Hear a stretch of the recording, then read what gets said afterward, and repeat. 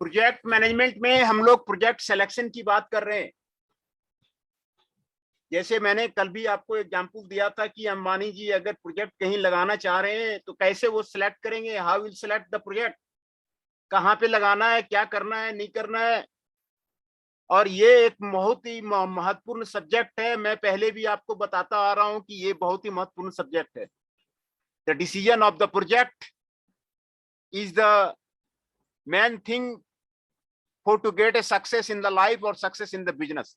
उसमें आज जो हम बात करेंगे जो multi attribute decision making method है, कल हमने सब्जेक्टिव क्राइटेरिया का बात किया था, आज मेथड्स के बारे में बात करेंगे। कौन कौन से मेथड हैं, न्यूमेरिकल मेथड है जिससे कि प्रोजेक्ट सिलेक्शन टेक्निक में अपनाया जा सकता है। और इसमें जो प्रोजेक्ट डिसीजन लेना है यहां पर आपको लिखा हुआ है, decision no matter made by a group और individual involve several conflicting objectives.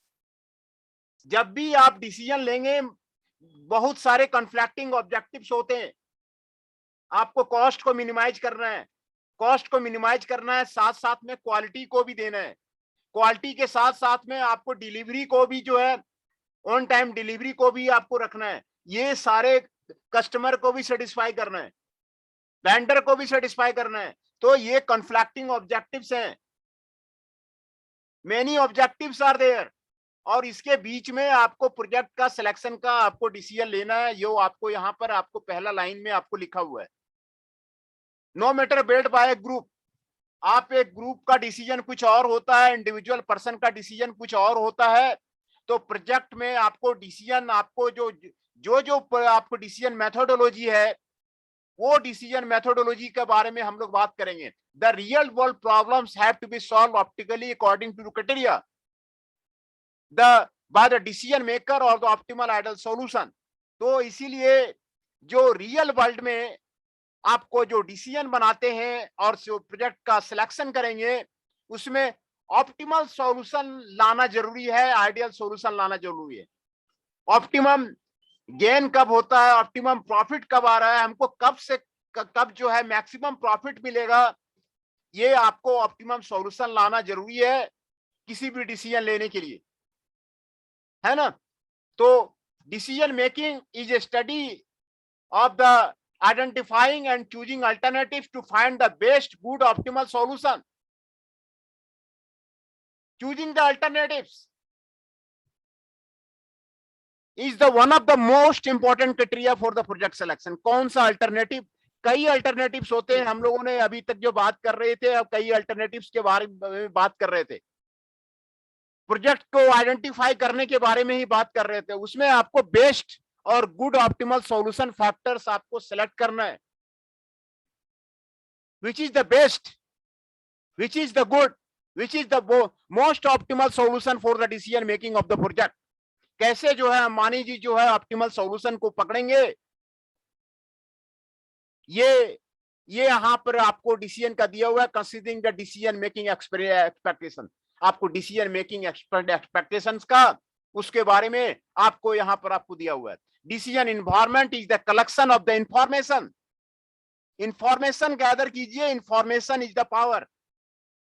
सारा इंफॉर्मेशन आपको रहना चाहिए तभी आप टिक पाएंगे मार्केट में, नहीं तो मार्केट में कई कंपनियों में आपस में आपको कंपटीटिव झगड़ा हो रहा तो होता रहता है। एक कंपनी तो है नहीं, मोबाइल की एक कंपनी तो है नहीं, जियो है, नोकिया है, सैमसंग है।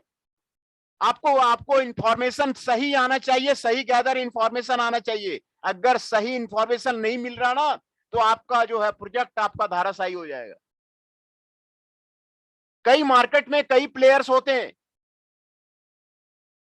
Many players are in the market. तो आपको हर एक प्लेयर का आपको सही जानकारी रखना पड़ेगा कि वो क्या कर रहा है, किस दिशा में आगे बढ़ रहा है और क्या डिसीजन ले रहा है। अल्टरनेटिव्स कौन कौन से हैं, what are the alternatives are there. Alternatives को आप जो है एक एक अल्टरनेटिव्स को पकड़िए कि कौन कौन सा अल्टरनेटिव्स है। What are the attributes are there, attributes कौन कौन से हैं, एंड द पैरामीटर्स और क्या क्या है, डिसीजन मेकिंग पैरामीटर और डिसीजन मेकिंग पैरामीटर आपको क्या क्या है, and what are the values and preferences.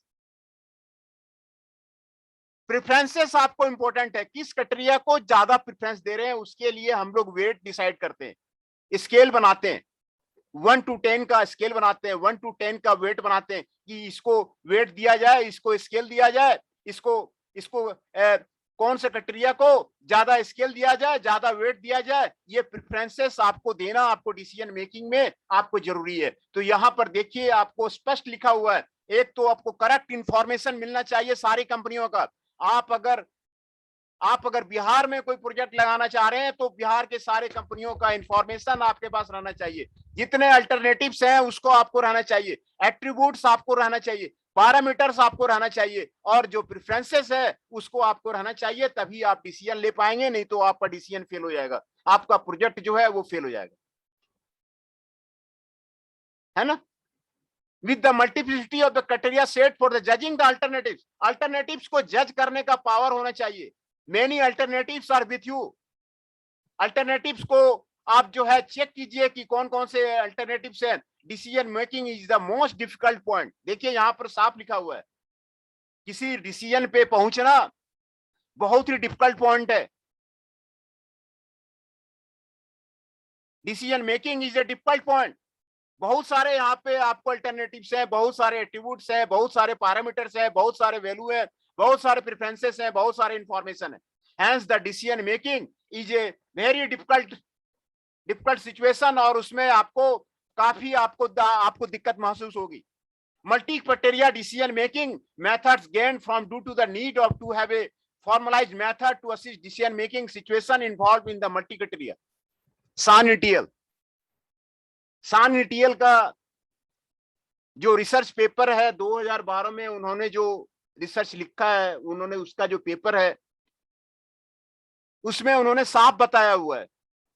सान ईटीएल का पेपर देखिए, गूगल है, गूगल में आप सर्च कीजिए सान ईटीएल 2012, उसमें आपको मल्टी क्राइटेरिया डिसीजन मेकिंग का आपको सारा मेथड मिल जाएगा।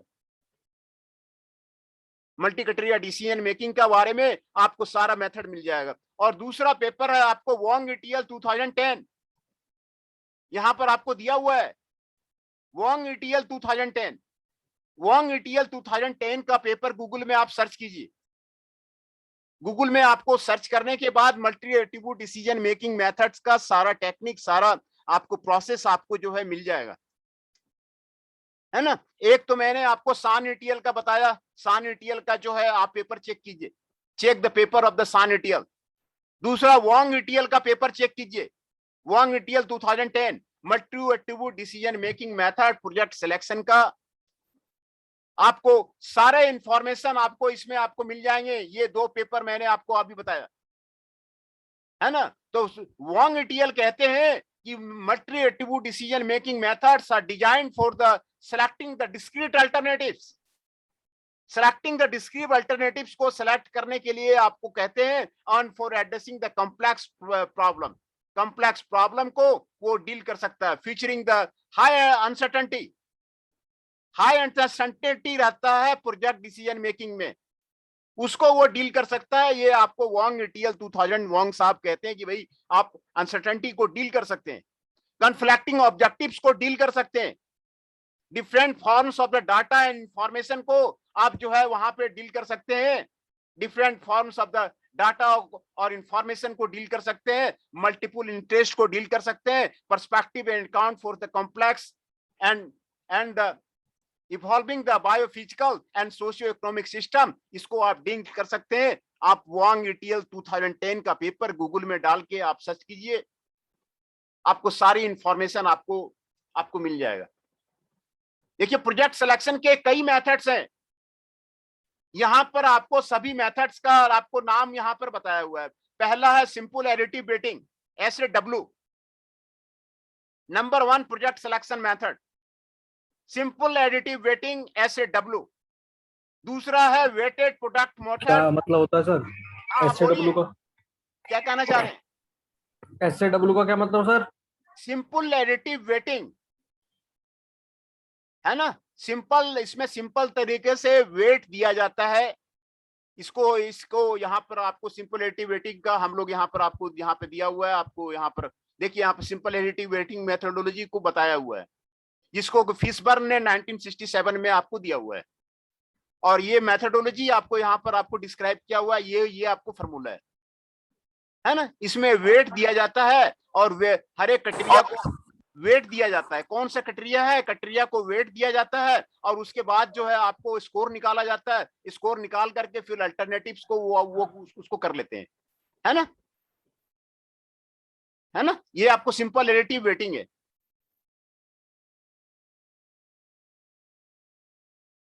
आपको क्लियर हो गया कार्तिक साहब? जी sir, thank you sir. Simple additive weighting है। हम जल्दीबाजी हम किसी में नहीं करते। देखिए सिंपल एडिटिव वेटिंग मेथड, इसको वेटेड सम मेथड भी कहते हैं। उसको फिशबर्न ने 1967 में दिया था। 1967 में Fishburne, professor Fishburne of the United kingdom, Cambridge university का प्रोफेसर है। जी सर, आ गया सर। तो फिशबर्न ने उसको दिया हुआ था। उसको जैकब ने उसको थोड़ा सा आगे बढ़ाया हुआ है। 2 प्रोफेसर का आपको नाम लिखा हुआ है। And SAW is the simplest and the widest multi attribute decision making methods used। ये सबसे सिंपल मेथड है और सबसे ज्यादा यूज होता है, जो आपको फिशबर्न, प्रोफेसर फिशबर्न ने 1967 में आपको दिया हुआ था। उस मेथोडोलॉजी के बारे में आपको यहां पर आपको बताया हुआ है। In this method each attribute is given a weight. Weight दे देते हैं, 1 से लेके 10 तक में वेट दे देते हैं। 5 नंबर दे दिया, 6 नंबर दे दिया, 7 नंबर दे दिया, 8 नंबर दे दिया। कई क्राइटेरिया है उसका वेट दे देते हैं और फिर उसको sum of all the weights कर देते हैं, है ना। Sum of all the weights and must with all the weights का जो सम है वो इक्वल टू 1 होगा, है ना। 0.1, 0.2, 0.3, 0.4 और जितने वेट दिए हुए हैं उसका जो सम होगा वो आपको इक्वल टू 1 होगा,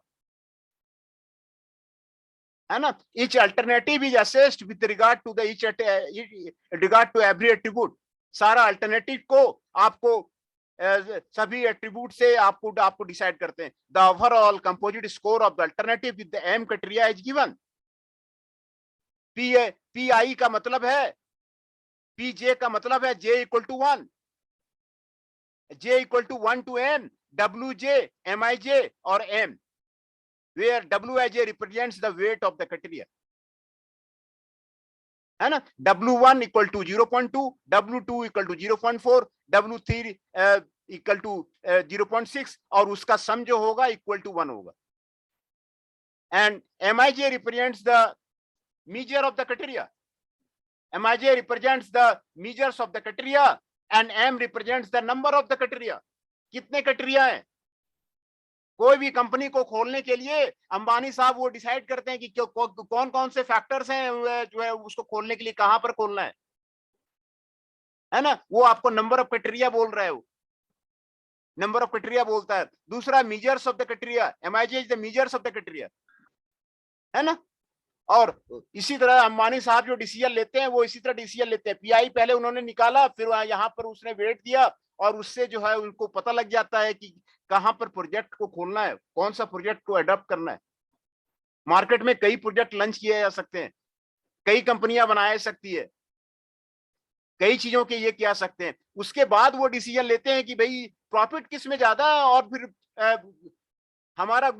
हमारा जो गोल है वो किससे फुलफिल होगा, हमें प्रॉफिट और मनी कहां से आपको ज्यादा आएगा, मनी कहां से, कौन से प्रोजेक्ट लगाएंगे, किस चीज की कंपनी लगाएंगे, तभी जो है वो हमारा गोल आएगा। तो ये आपको यहां पर आपको दिया हुआ है। Equation 3 is applied when the decision criteria is expressed in the identical units of the measure. However if all the elements of the decision table are the normalised, आपको ये फार्मूला आपको दिया हुआ है। PI equal to J equal to 1, WJ, MIJ normalized M।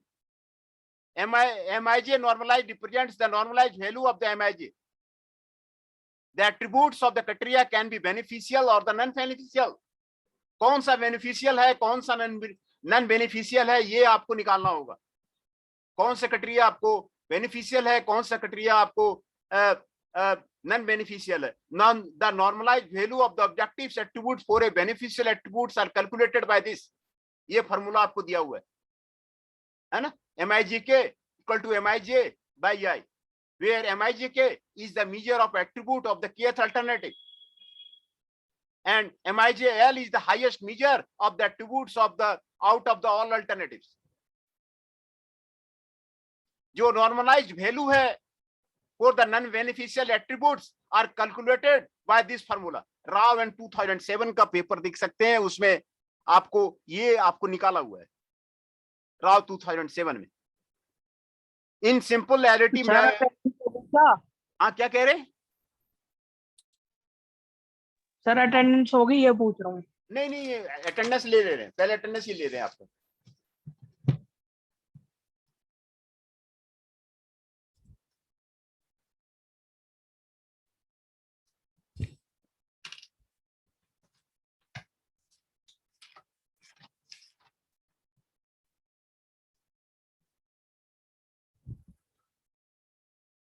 $39 Raunak ji is present.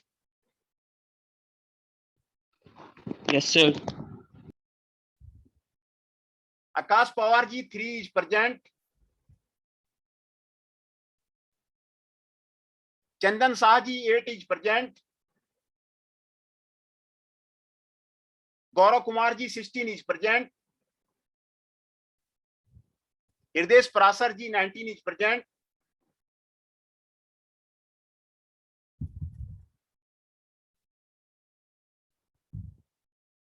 Prince Sarwa ji 31 is present.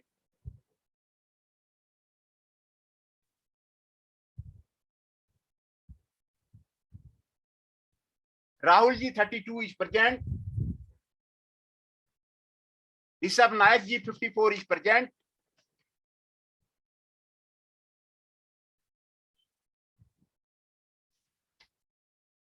Shekhar ji 41 is present. Ankit Sharma ji 6 is present. Ashish ji 7 is present. Himanshu ji 17 is present. Jainesh Chauhan ji 22 is present. Jitendra Rana ji 23 is present.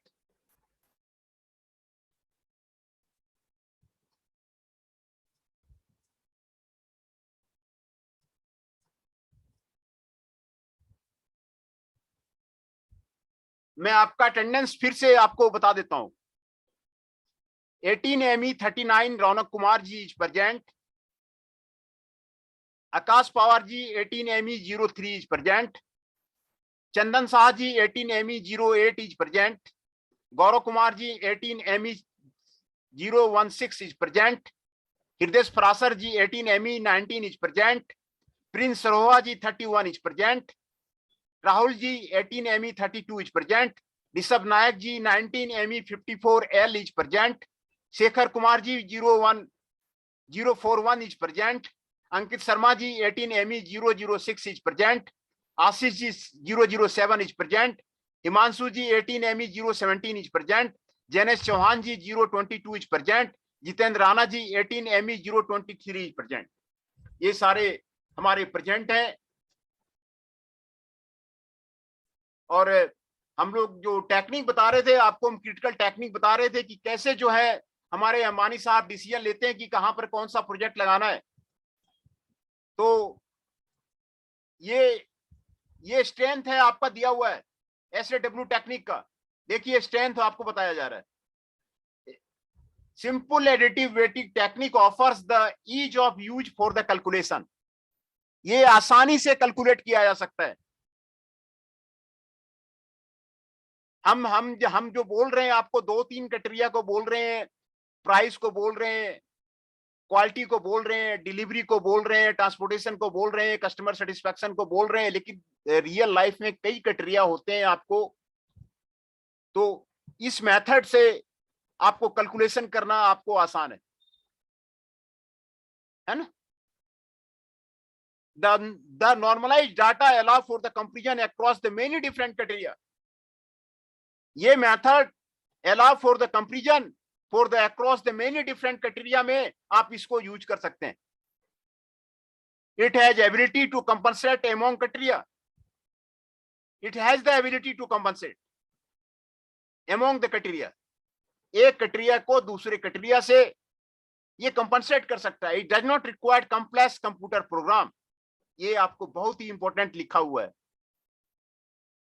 कोई भी method अभी research चल रहा है तो उसमें कंप्यूटर प्रोग्राम बनाना पड़ता है, कंप्यूटर पे रन करना पड़ता है, कंप्यूटर में सिमुलेशन करना पड़ता है ना। कंप्यूटर का अभी इसीलिए देख रहे हैं कि कंप्यूटर का जो है आपका एज आ गया है, तो सारे कंप्यूटर कर रहे हैं। कारण वही है कि कोई भी डिसीजन अभी उतना आसान नहीं है, कॉम्प्लेक्स नहीं है, उतना आसान नहीं है। सारे कॉम्प्लेक्स डिसीजन है वो बिना कंप्यूटर प्रोग्राम के आपको सॉल्व नहीं होते हैं। सभी चीज के सॉफ्टवेयर बनने लग गए और वो मार्केट में सेल होने लग गए। इसमें आपको कोई कंप्यूटर प्रोग्राम की आपको जरूरत नहीं है। तो ये आपको 4 बेनिफिट्स SAW मेथड्स के आपको दिए हुए हैं, है ना। SAW offers the ease of use for the calculations, the normalized data allow for the comparison across many different criteria. Many different criteria में आपको नॉर्मलाइज्ड डाटा आप करते हैं। It has the ability to compensate among the criteria.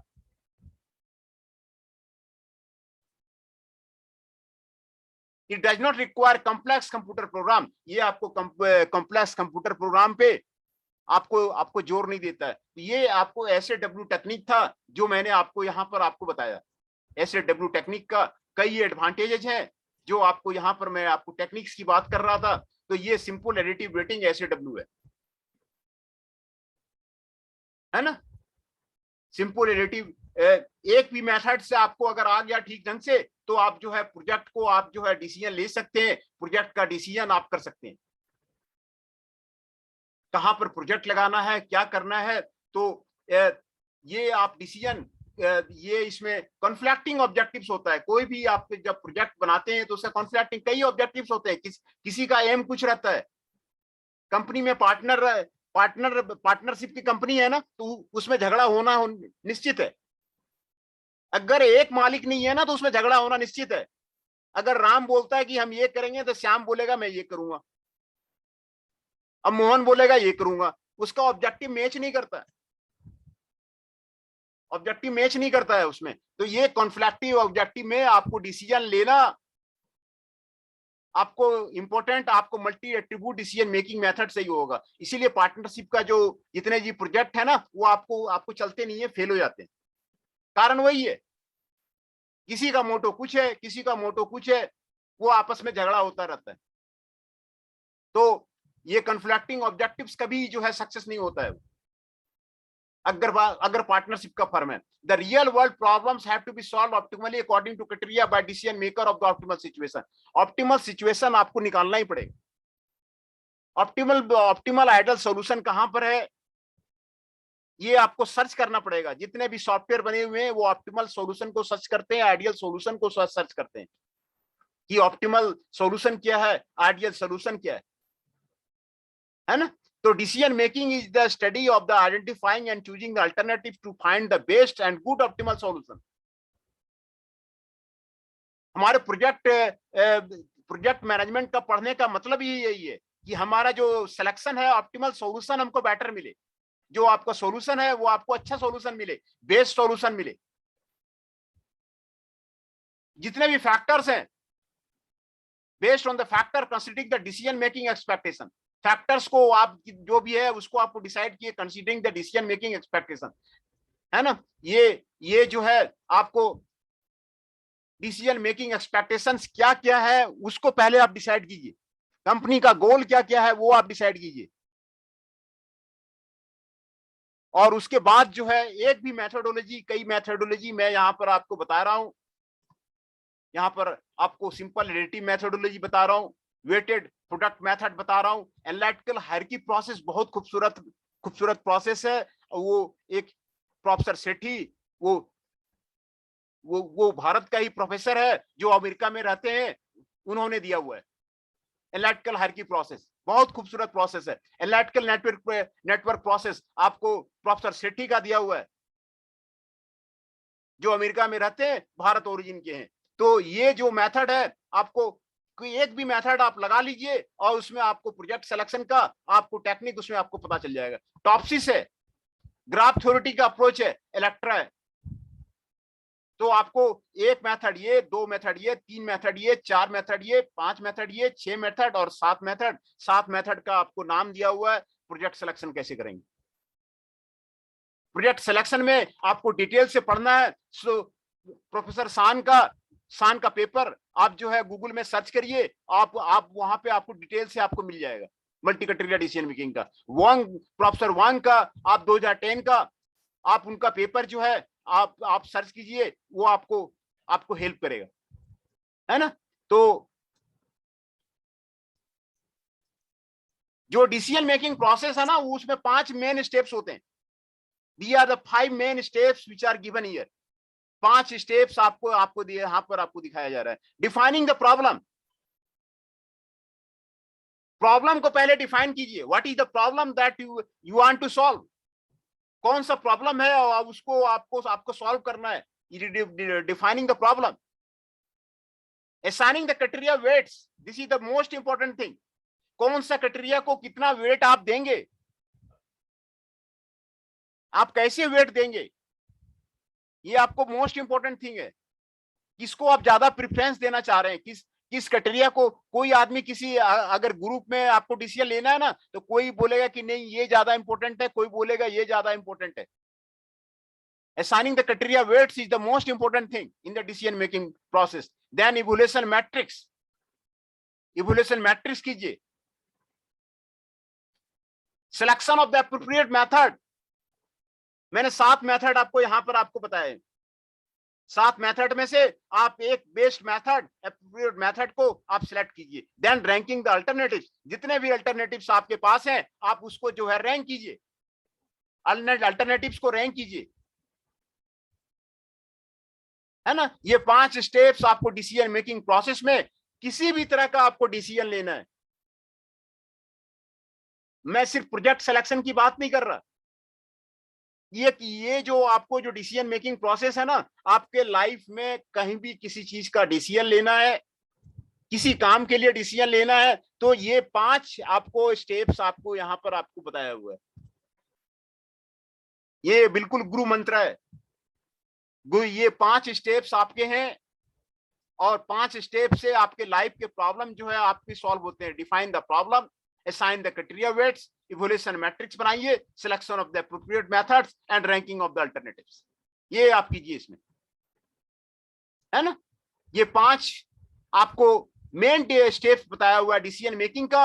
ये 5 step से आपका कोई भी प्रॉब्लम आपको सॉल्व हो जाएगा। और इसके बाद in this chapter the various features of the methodology of the multi criteria decision making आपको यहां पे बताया गया है। सिंपल एडिटिव वेटिंग जो प्रोफेसर फिशबर्न ने दिया हुआ था 1967 में, यूनाइटेड किंगडम के प्रोफेसर है, प्रोफेसर के कैम्ब्रिज के प्रोफेसर है, उन्होंने ही दिया हुआ है। Simple additive weighting method is also called a weighted sum method. Weighted sum method सबसे अच्छा और सिंपल मेथड है डिसीजन मेकिंग का, जिसको फिर प्रोफेसर जैक ने 2015 में आगे बढ़ाया। This is the simplest and the widest used method in the world। simplest method है और widest method है in the world। आपको किसी तरह चीज का, ये आपको मैंने प्रोजेक्ट सिलेक्शन के लिए नहीं कह रहा हूं मैं, ये मेथड आपको मटेरियल सिलेक्ट करना है। Sir good morning sir. हाँ गुड मॉर्निंग नमस्ते, कैसे हैं सर? आप बोलिए। सर रोल नंबर 18 हिमांशु पंडित प्रेजेंट सर। नंबर 18 हिमांशु पंडित। सर हाँ बोलिए। Roll number 29 is present. Sir attendance लगा देना। हाँ लग गई है। सर आज दिन बड़ा सुहाना है ना? दिन सुहाना है? नहीं, मैं तो सुबह न्यूज देख रहा था तो वहां जोगी जी का झगड़ा चल रहा था। आप कह रहे दिन सुहाना है। सर बहुत बढ़िया मौसम है वैसे। नहीं आज दिन ठीक नहीं है। सर मेरा दिन ठीक है आगे। आपका हो सकता है, आपका हो सकता है, लेकिन वो मैं सुबह ही तो न्यूज खोला हूँ तो वहाँ झगड़ा चल रहा था, टीवी बहुत जोर झगड़ा चल रहा था। अच्छा हाँ जी सर, आगे कंटिन्यू करते हैं सर। क्या बोल रहे हैं? सर आगे कंटिन्यू करते हैं ना सिंपल एडिटिव वेटिंग पे। हाँ, सिंपल एडिटिव वेटिंग। देखिए, एक मेथड को आप समझ लीजिए। ये मैं आपको बता रहा था कि आप जैसे बहुत तरह के प्रोजेक्ट करते हैं ना। अभी मैंने एक एक्लोन में ही रोबोटिक मटेरियल सिलेक्शन पे जी सर। एमटेक प्रोजेक्ट निकाला था। वो क्या नाम था, वो जो लैब असिस्टेंट था वहां पर, नाम हमें याद नहीं आ रहा है। आपको नाम याद आ रहा अटेंडेंस हो गई? है? अटेंडेंस हो गई सर? हाँ, अटेंडेंस हो गई। आपका, आप अपना नाम बताइए। कार्तिक सर, कार्तिक। कार्तिक, हाँ, कार्तिक जी का हो गया। कार्तिक जी का तो हो गया है। सर जितेंद्र राणा का? जितेंद्र राणा जी का, हाँ, हो गया है। जितेंद्र राणा जी का हो गया है। Thank you sir. Sir, thank you. हाँ, हो गया है। और किसी का रह रहा है तो बताइए।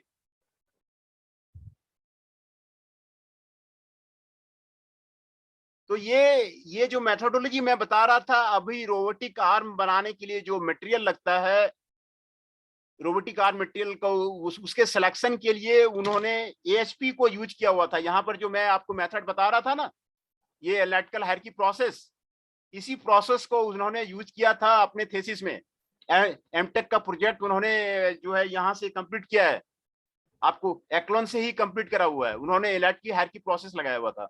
तो एनालिटिकल हायरार्की प्रोसेस लगा करके रोबोटिक आर्म का कौन कौन सा मटेरियल में आपको बेस्ट मटेरियल आपका हो सकता है, तो उसको उन्होंने सिलेक्ट करके बताया था कि कार्बन फाइबर जो मटेरियल है उसका जो है रोबोटिक आर्म आपको अच्छा, सबसे अच्छा बनेगा। कार्बन फाइबर का नाम सुना है आपने? Carbon fibre, carbon fibre material का वो यस सर, नाम सुना है सर। हाँ, काफी वो महंगा काफी हल्का होता है और काफी मजबूत होता है कार्बन फाइबर। तो रोबोटिक आर्म मटेरियल सिलेक्शन में उनका एमटेक जो है यहीं से निकला था, आपको एक्लोन से। तो उन्होंने यही मेथड आपको यूज किया हुआ था। तो वही मैं आपको कह रहा था, ये 7 मेथड दिए हुए हैं। ये 7 मेथड से एक भी मेथड आप ले करके इसको कई प्रोजेक्ट बना सकते हैं। आप रिसर्च पेपर भी लिख सकते हैं। उन्होंने एक इंटरनेशनल जर्नल में रिसर्च पेपर भी निकाला हुआ है ना। हमें नाम जो है अभी याद नहीं आ रहा है, वो क्या नाम था उसका जो है। तो कई इसमें आप कई प्रोजेक्ट भी कर सकते हैं। एनालिटिकल नेटवर्क प्रोसेस बहुत अच्छा प्रोसेस है। टॉपसिस भी आपका बहुत अच्छा प्रोसेस है। ग्राफ थ्योरेटिक अप्रोच ये भी अच्छा अप्रोच है। और इलेक्ट्रे ये भी आपका अच्छा अप्रोच है। तो इसके बारे में हम लोग जो है आपको स्टडी करेंगे। और ये आज से आप काफी प्रोजेक्ट बना सकते हैं और रिसर्च पेपर आप जो है कर सकते हैं। तो आज जो है सिंपल एडिटिव मेथड यही फॉर्मूला है इसमें। और यही एडवांटेज आप देखिए, एडवांटेज आपको साफ दिखाई जा रहा है। 4 एडवांटेज हैं। और ये वर्ल्ड का सबसे ब्यूटीफुल मेथड है। यहाँ पर आपको कह रहा है कि ये सबसे वाइडेस्ट आपको यूज होता है। किसी चीज का सिलेक्शन करना है ना, तो ये आपको सबसे वाइडेस्ट आपको यूज होता है। और ये आपको इसके एडवांटेज आपको यहाँ पर आपको दिखाया जा रहे हैं कि भाई ease of the use for calculation, आसानी से कैलकुलेट हो जाता है। जी सर। और normalized data allow for the comparison across many different criteria. Many different criteria में आप कंपैरिजन करके वो कर सकते हैं। It has the ability to compensate among criteria, है ना। दूसरे में कंपनसेट अमंग क्राइटेरिया वो आप कर सकते हैं। It does not require complex computer programme. इसमें जो कोई भी आप प्रोजेक्ट करेंगे ना, तो उसमें कहता है कि आप उसका सी में प्रोग्राम बनाइए, इसमें प्रोग्राम बनाइए। पाइथन अब तो पाइथन आ गया है, तो पाइथन में प्रोग्राम बनाइए। इसके लिए कोई प्रोग्राम की आपको जरूरत नहीं है ना। तो ये आपका बहुत ही जो है ब्यूटीफुल मेथड है। हम लोगों ने आज जो है इस मेथड के बारे में आपको डिस्कस किया। तो यहाँ पर कहीं किसी को डाउट है तो आप क्लियर कीजिए। और आज जो है हम यहीं तक रहने देते हैं सिंपल एडिटिव वेटिंग में। और कल जो है आगे हम लोग डिस्कस करेंगे।